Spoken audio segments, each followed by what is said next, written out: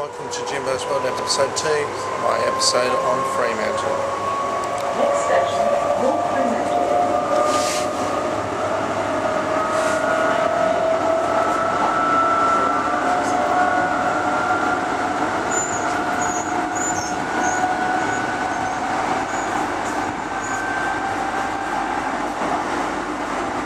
You should be able to just see as we go past a place that's familiar for many West Australians as a holiday destination, weekend away. It's called Rottnest Island, and the ships that you see out there is actually ships going in and out of Fremantle Port, formerly known as gauge roads to many West Australians, because in the old days ships had to use their gauges to get around some shallow water that's out there compared with ocean tides to get into Fremantle Port. It's now a lot deeper, but yeah, that's the story behind the gauge roads.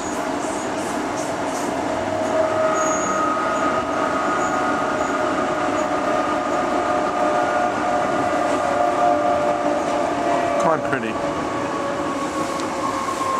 So we're just about to head into Fremantle. Now we're just going to pass over the Port of Fremantle, which is actually designed by a guy called C.Y. O'Connor. C.Y. O'Connor was born in the late 1800s and is now regarded as one of Australia's greatest engineers that's ever lived. He did things not only like Fremantle Port, but the Calgary-Perth pipeline, which is back then was thought to be a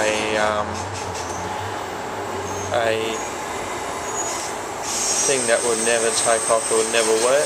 It's now regarded as behind the Harbour Bridge and the Story Bridge as being one of Australia's greatest ever engineering triumphs. Let's show you some of the port. I was wondering if there's any big ships in. The port's actually quite deep in that, for a port. It's reported to be as deep as Sydney Harbour, but about 500,000 tonnes to 1 million tonnes of goods get shipped through this port. And it's not iron ore and minerals, it's mainly things like cars and electronics, those kind of things that get shipped through Fremantle, consumer items. So, as you can see, there's a whole heap of Hyundais and Subarus and Toyotas and God knows what. They're all ready for delivery to West Australian dealers. And a hell of a lot of cars. I think they might be also exported to the eastern states as well. But recently, the brand new Queen Elizabeth boat visited this harbour, and the QE2. Both were only had measurements of only metres from the bow and stern when they turned the ships around. Let's go off the train, guys.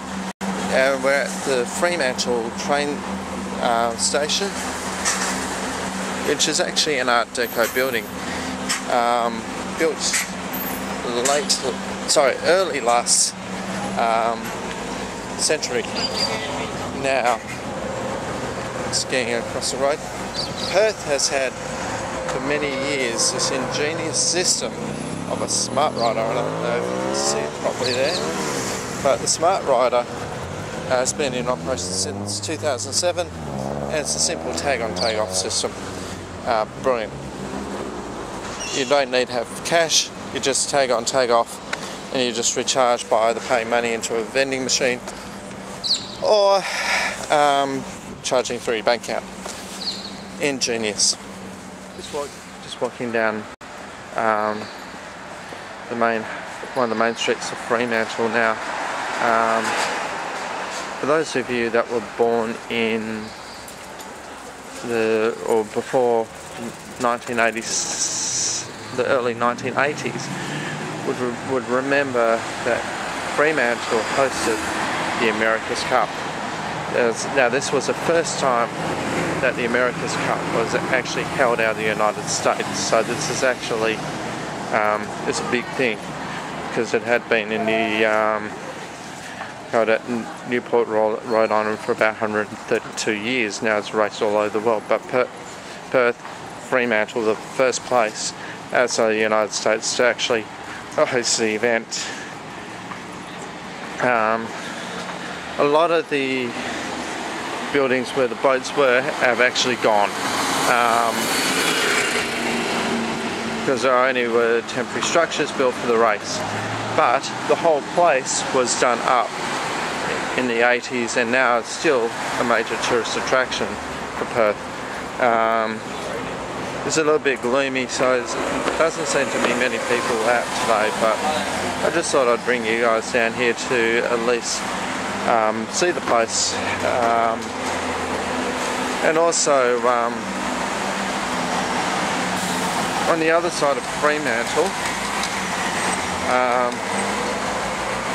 we might be able to walk a little bit past it, but I'm not 100% sure if we can or not. Is the Fremantle Jail. Now that's also a great place to go to. It was built in the 1830s,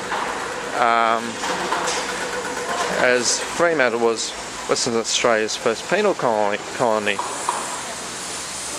You actually will be able to, if we look down the end of this street, you can get a good shot,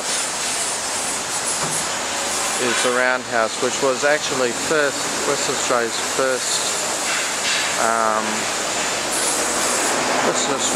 first jail, and unfortunately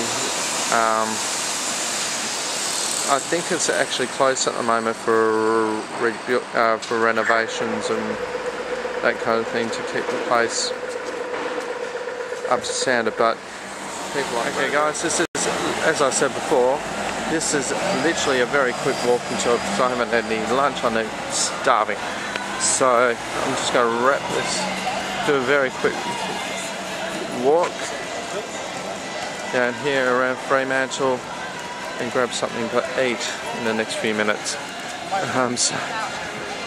Well, you know what I mean. See where that steeple is there? That's actually the Fremantle Markets, and we'll do a whole episode down there, because you can. It's a great tourist attraction. It's only open on weekends. It's a great thing for people to basically do. It's quite popular on the weekend, so we'll come down here and do one of those shows for you. This is just really a historic video. It's nothing to do with really to do with events and how exciting things are. It's just trying to give you a brief history of the place of Perth. This is just, you know, just a brief kind of, you know, like the last one, just to give you an idea of what Perth is actually like.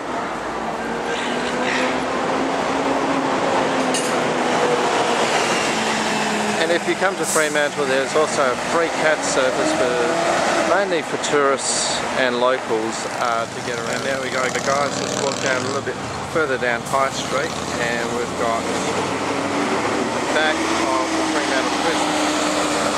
We won't go up there as such, because it's actually a working museum, and it's actually quite a long walk away around. And the weather is looking a little bit ominous, so I might head back to the train station and get back home ASAP. But I'd like to thank you for watching this episode. I'd like to thank you for watching this version of Jimbosworld. We'll see you again soon on the web.